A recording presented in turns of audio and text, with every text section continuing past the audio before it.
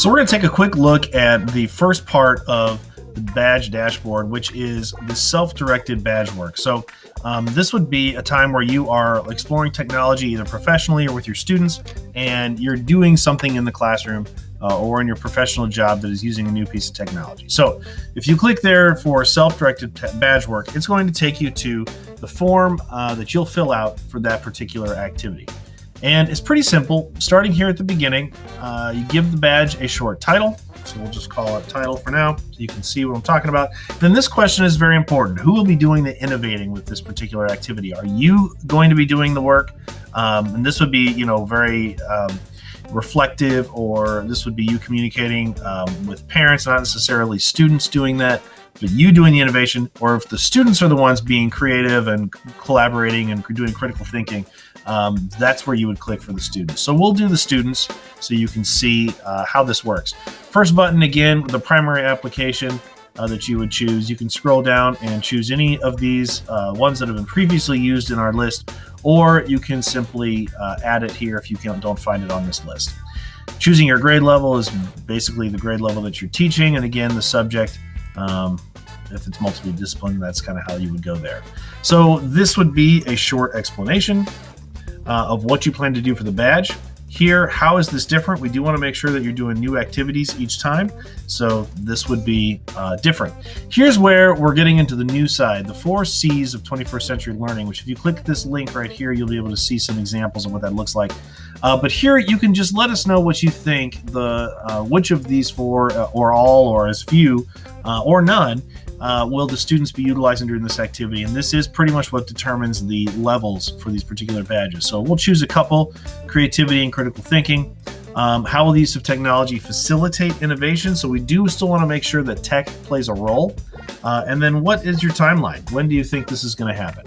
And then these next 2 buttons say either you need help or you're pretty good and you think you got it. We'll definitely check on you and see how things are going as you work your way through this activity. Once you're ready, just simply hit submit. It says, are you sure? Once you submit, some things can't be changed. And you say, yes, I am submitting this plan. As soon as it goes through, you'll be taken back to the home page.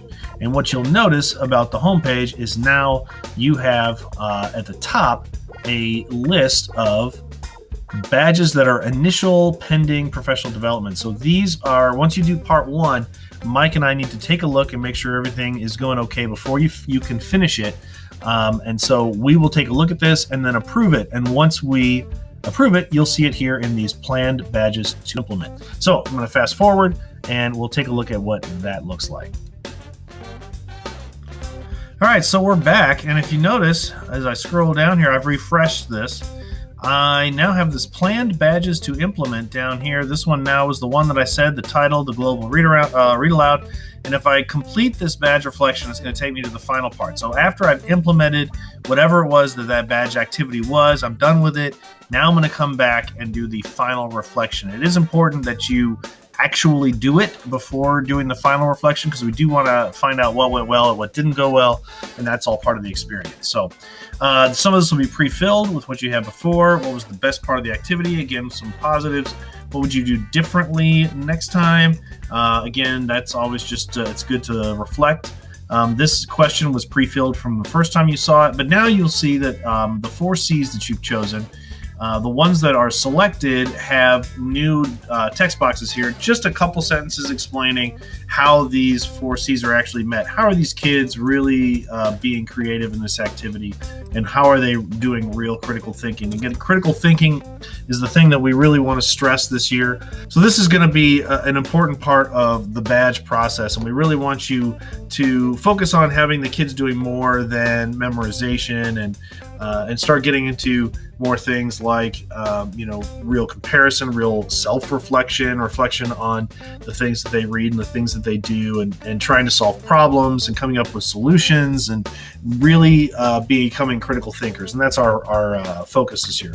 So if you notice too, if I add any, you can always change them. Let's say you realize after the fact that communication is also important, that will drop in here. Or if throughout this process you realize, no, they really weren't being very creative, you can click that one and that question will go away. So again, it stays with whatever the changes are that you make. And then finally, links are very important. We want to make sure that you do have some evidence that this is being completed, so you can link to Google Drive files, you can link to websites, you can link to pretty much anything that you do, video, pictures, anything like that.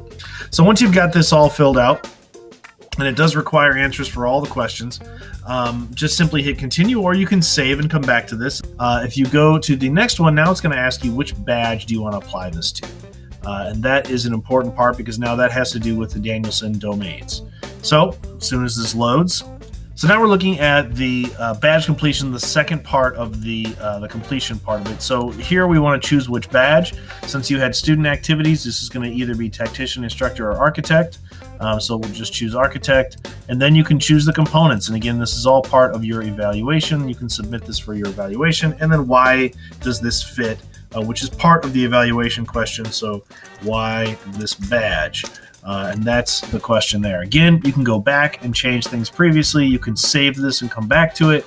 Or if you're ready and you're good to go ahead and submit the badge. It says, are you sure? Once you submit, you can't do anything with it. And I'm going to say yes. So I have submitted it. It's going to take a second. You'll see that you're spinning up here, which means that things are being saved, and then you'll be taken back to the dashboard. Once you make it back to the dashboard, now you'll see that your pending professional development, this badge we've been working on, is now getting ready to be finally approved. Once it is approved, then you'll receive your points, which will show up in the PD perks, and those again are determined by the level, which the level is determined by which of the 4 C's you use, or how many. The PD perks, again, can be based on whether or not you're Google certified, so your numbers may change based on that.